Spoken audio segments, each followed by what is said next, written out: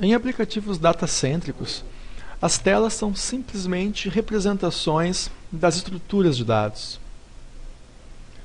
Dessa forma, bancos de dados melhor estruturados e bem normalizados vão produzir resultados igualmente melhores para o usuário final, assim como de manutenção mais simples para os programadores. O conceito de normalização de banco de dados não é novo e data do início da década de 70, inicialmente criado por Edgar Code, ninguém menos que o inventor do modelo relacional em si.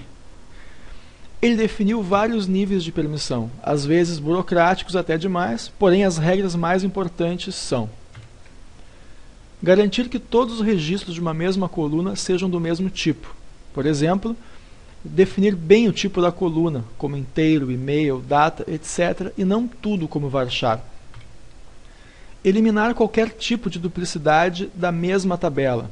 Por exemplo, não ter dois registros para o mesmo CNPJ em uma tabela, um como fornecedor e outro como cliente. Criar tabelas separadas para cada tipo de dados relacionados.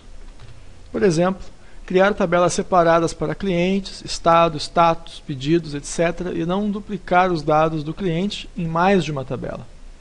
Apenas uma coluna com a relação à tabela é necessária. Todas as tabelas devem ter uma chave primária, simples ou composta. Chaves primárias simples são compostas de uma única coluna e chaves primárias compostas de mais de uma coluna. Criar relações entre as tabelas e não permitir dados inconsistentes. Por exemplo, o uso de chaves estrangeiras. Os benefícios em se construir um banco de dados normalizados são muitos e visam principalmente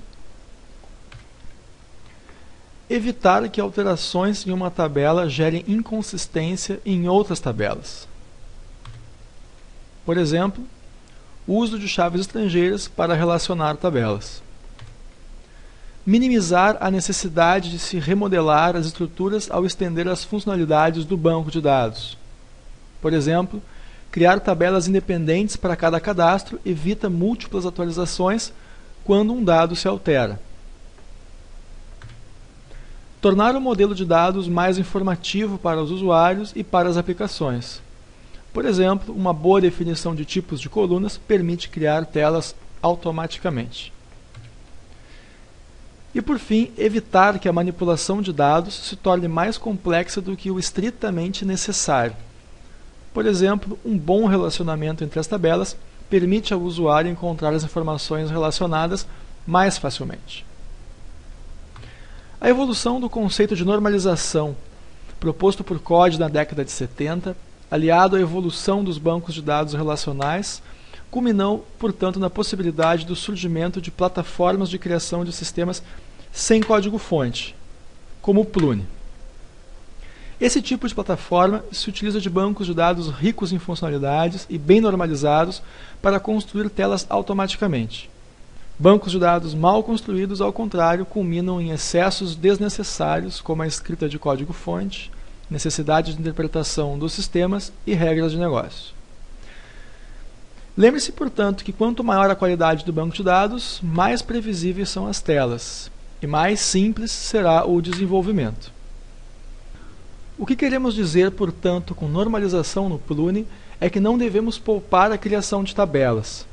Devemos criar tabelas diferentes para cada estrutura de dados diferente. Não devemos querer juntar vários dados na mesma tabela ou vários dados diferentes na mesma coluna. A criação de várias tabelas e a correta estruturação das tabelas, junto com chaves estrangeiras e relações, é fundamental para um conceito de programação como o Plune funcionar. Assim como definir bem os tipos das colunas, definir bem as chaves estrangeiras e as chaves primárias de cada tabela, é fundamental para que o Plune entenda e compreenda corretamente a intenção do programador ao fazer a modelagem do banco de dados. Existem exceções, entretanto, e cabe ao programador sempre exercitar seu senso crítico para escolher qual a melhor forma de modelar as suas tabelas.